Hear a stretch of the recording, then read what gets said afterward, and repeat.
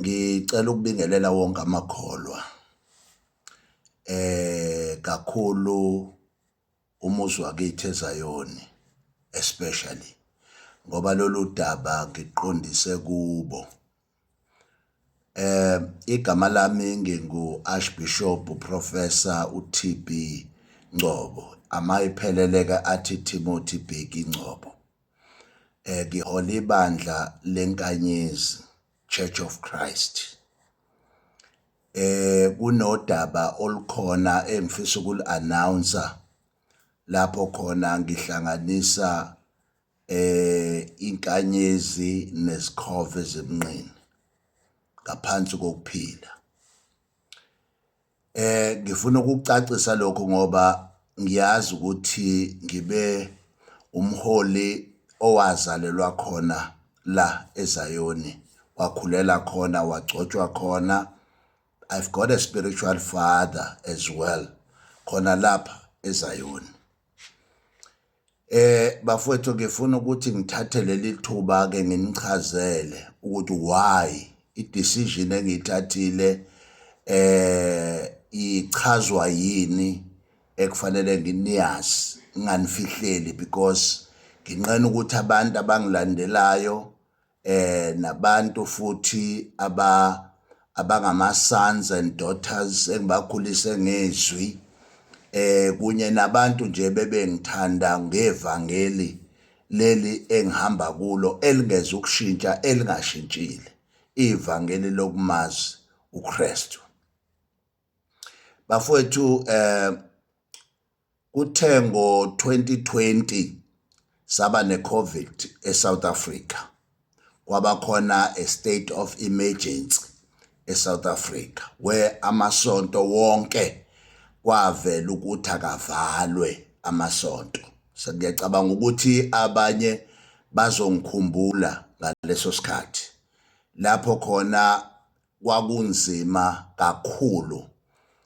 Ngama ngimela amasonto, ngaboshwa, ngavela enkantolo. Mangithi ngaboshwa ke ngaboshwa literally, ngaze ngaya enkantolo ngayoqula icala khona la ngilahla icala ngokuthi ngangulalelanga umthetho kahulumeni. But okwakungihlupha kakhulu ukubona uhulumeni eshaya umthetho ocindezela amakholwa ngesikhathi lapha amakholwa kumele aphume ngobuningi ayothandaza, athandazela isifo se-COVID, kodwa uhulumeni wathi akavalwe amasonto, wathi utshwala ngo-level 3 abuvulwe utshwala.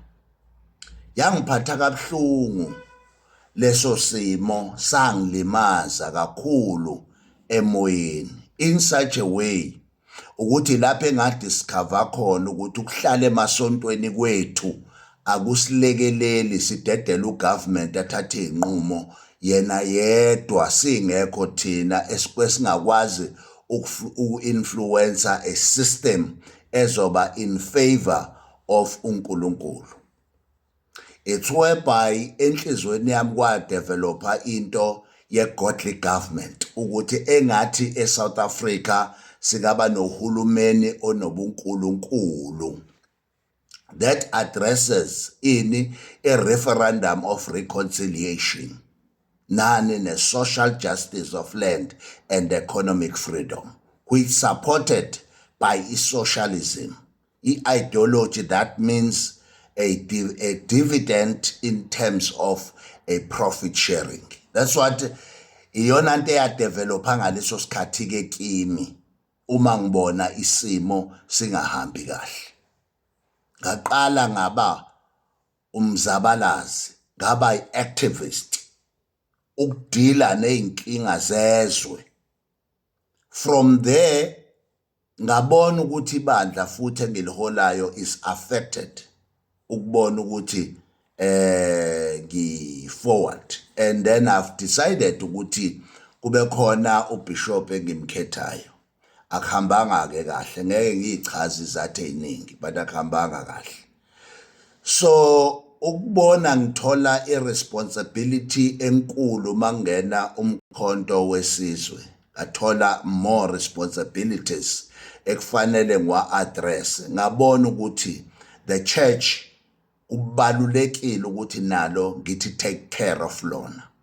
Kungakho ngaba sengiphumela obala ukuthi no, angihambe sihlangane nabanye abantu engicabangayo ukuthi baningi nabo abazokwazi ukuthi basebenze nebandla lenkanyezi lingazizwa lingenamholi ngisekhona emhlabeni. Ngase ngidecide from last year sixoxa nebandla, kwaba uGood Friday saxoxa nebandla up until now. So ngifuna ukuzosho ukuthi on the 18th of October sizobe siwahlanganisa lamabandla, leli bandla lenkanyezi nezikhova ezimnqini ngaphansi kokuphila kwezikhova. Kubalekile lokhu ngikusho ngoba I've got sons and daughters who are looking kimi after me ukuthi yini decision that I'm taking always. And ngiyazi ukuthi angifuni ixoxwe ngendlela nami engeke ngithanda ukuhlangana nayo endleleni. Abantu ke ngeke sibavimbe mabethanda ukuxoxa baye baxoxe. Nanokuthi ke bonke abantu basebandleni ngibanxenxile ukuthi singene ebandleni lezikhova. Kodwa akekho ophoqiwe ukuthi angakwenza lokho. Kodwa ke sixoxile savumelana. And nabanye futhi ama-sons and daughters ebebefuna nabo ukuthi singene nabo bathe they will come and join us. Everybody can join. Sambe sonke nje siyongena ezikhoveni bafuthu sikhonza uNkulunkulu. Bengifuna ke ibandla engizokwazi ukuthi uma ngabe ngithathwa umsebenzi ngingazizwa ngi-obliged la engikhona, makukhona imingcwabo, makukhona anything ukutholakala ukuthi ibandla li-stranded, umholi akekho. I know ukuthi ngithatha i-decisions right regardless ukuthi omunye utheni omunye uthini. And once I take a decision ngisuke ngazi ukuthi leyo decision right ngoba angiyicabangi ngaleso sikhathi and ngiyayi-communicate that decision up until it's approved.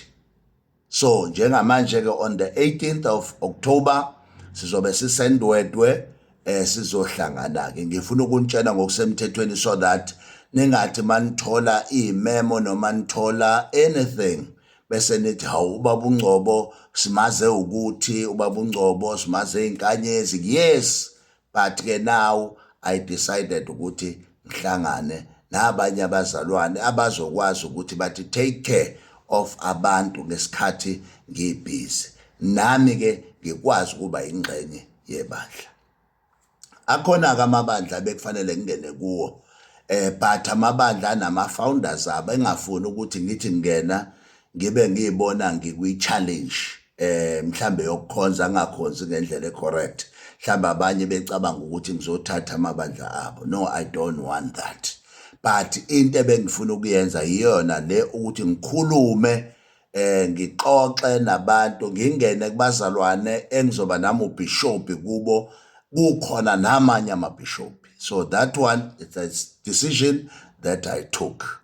Nemndeni wami wangisupporta, nebandla langisupporta, nabomakhelwane bangisabonke abantu engicommunicate nabo. There are sons and daughters now engiwa-informile with this decision ngoba it's a big one decision that I never made.